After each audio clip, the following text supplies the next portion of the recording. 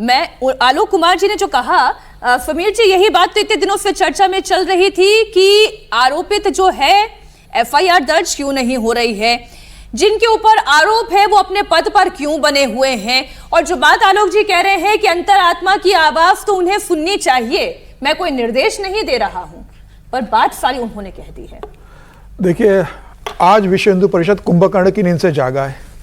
अभी तक विश्व हिंदू परिषद नीम बेहोशी की हालत में था, और आज आकर आलोक कुमार जी जो ज्ञान दे रहे हैं कि अंतरात्मा की आवाज़ पे देना चाहिए, एफआईआर होना चाहिए, दूध का दूध पानी का होना चाहिए, फास्ट ट्रैक में केस चलना चाहिए। अभी तक अंतरात्मा की आवाज़ आलोक कुमार जी की और विश्व हिंदू परिषद की कहाँ थी? जब एसआईटी वहाँ चली गई, जब इतने आरोप लगे, सोशल मीडिया पे चल रहा है, पूरी चुप्पी लेकर बैठे थे, आराम से चद्दर तान के सो रहे थे। बीएचपी और संघ तो कभी भी तुरंत रिएक्ट करता भी नहीं है। नहीं, तुरंत ये क्या बात है? एसआईटी की क्या बात है? एसआईटी तो भेजी है ना मुख्यमंत्री ने बना के। एसआईटी क्यों भेजी? जब पता है कि आग लगी है, धुआं उठा, तो जांच के लिए एसआईटी भेजी है। जब मामला ये उठ रहा था, ये नैतिकता का था, जब लग रहा है कि राम जैसे पवित्र स्थान पर कोई अपवित्र काम हो रहा है, तो पहले ही दिन ये कहना था कि भाई तत्काल जांच हो, इसके लिए तत्काल एसआईटी गठित हो, तत्काल एफआईआर हो। और ये कहना चाहिए था कि एसआईटी लखनऊ अयोध्या छोड़ने के पहले जो जांच की है वो एफआईआर दर्ज यहां पर करवाए। मुख्यमंत्री से मिलकर आप मांग करते हैं, मुख्यमंत्री के पास जाके कहते हैं कि तत्काल जांच करवा के इसकी एफआईआर करवाओ। अब जब इन विश्व हिंदू परिषद को लग रहा है कि चंपत राय को बचाना नामुमकिन है, अब पता लग रहा है कि वो पूरी तरीके से इसके अंदर उनकी जो लापरवाही है वो सिद्ध हो रही है। मैं ये नहीं कह रहा हूं कि चंपा राग ने पैसा खाया या गबन किया है। चंपा राग के नेतृत्व में जो लोग थे, उन लोगों ने जो गबन किया है, वहां पे चोरी की है, उनकी लापरवाही के कारण हिंदू समाज को शर्मिंदा पूरे दुनिया में होना पड़ा है। अब विश्व हिंदू परिषद की नींद खुल रही है। कह दिया गया हो कि भैया चंपत राय को हम बचा नहीं सकते, अब एफआईआर दर्ज होगी तमाम लोगों पर, तो फिर मजबूरी में आकर सामने कहना पड़ा है आपको। मतलब आप जब कानूनी रूप से फंस गए तो आप शहीद होने का वो मत कीजिए कि जब आपको फांसी हो रही है, आपने गुनाह किया और आप फांसी के फंदे पे चढ़ रहे हो, तो आप शहीद होने का नाटक मत कीजिए। मतलब आप सीधे सीधे इसके अंदर गुनाह कर रहे हो। क्या बड़े बड़ों पर एफआईआर होगी और इस्तीफे की खबर बहुत जल्द आएगी? जो भी इन्वॉल्व पे होना चाहिए, बड़ा हो, छोटा हो, मजला हो, इससे कोई लेना देना नहीं है।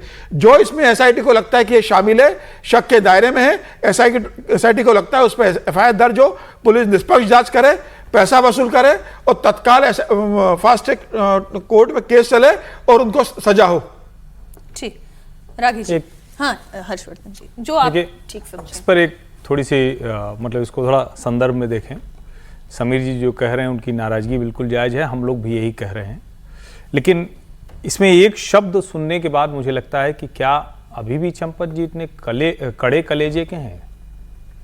विश्व हिंदू परिषद के अंतर्राष्ट्रीय अध्यक्ष हैं आलोक जी, और आलोक जी कह रहे हैं कि अंतरात्मा के वो पक्के व्यक्ति हैं, अगर मैंने ठीक सुना। हाँ, यही बोला उन्होंने, अंतरात्मा के पक्के लेकिन व्यक्ति। उनकी बात मुझे लगता है कि जो हम लोग पिछले कई दिनों से बात कर रहे थे, ये राष्ट्रीय स्वयंसेवक संघ का रुख है, कितना भी बड़ा व्यक्ति हो उसको छोड़ा नहीं जाए, 4 महीने के भीतर एफआईआर करके दोषी को सजा दिलाई जाए, उससे कम में हिंदू समाज की आस्था और विश्वास वापस नहीं आ सकता है। यही बात हम लोग पिछले 5 दिनों से कर रहे हैं, और मुझे लगता है कि अगर आलोक जी आज ये कह रहे हैं, क्योंकि उसमें एक जो चीज थी जिसको हमें समझना चाहिए, शायद ये काम चंपत जी, अनिल मिश्रा और गोपाल राव इनको पहले करना चाहिए था। कभी तो आपका अपना भी तो जागेगा।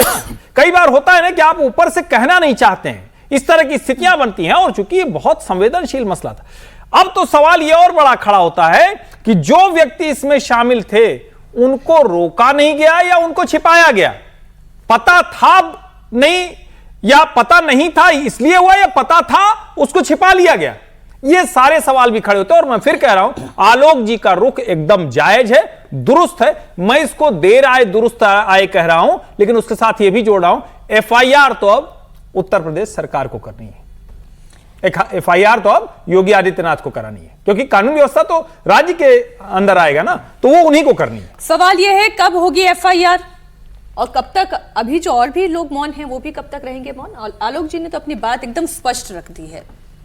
देखिए, मैं समीर जी की नाराजगी, कटु शब्द जो है, मैं उनकी अपनी जगह सही हो सकता है, लेकिन मेरा मानना है कि एसआईटी के रिपोर्ट में यदि चंपत राय का नाम आया है तो बिल्कुल उनके नाम से ही आप एफआईआर कीजिए, किसी को बचाने की आवश्यकता नहीं है। मैं बार बार ये कहता हूँ, कल मैंने कहा था ये बात कि ये सबके अग्नि परीक्षा की घड़ी है।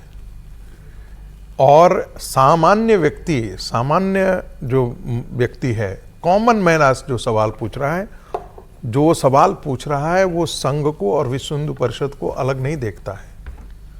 वो संघ को और भारतीय जनता पार्टी को भी अलग नहीं देखता है, और संघ को और ट्रस्ट को भी अलग नहीं देखता है। तो ट्रस्ट की गड़बड़ी यदि वाकई हुई है, मैं कह रहा हूं फिर जी। 2 स्तरों पर,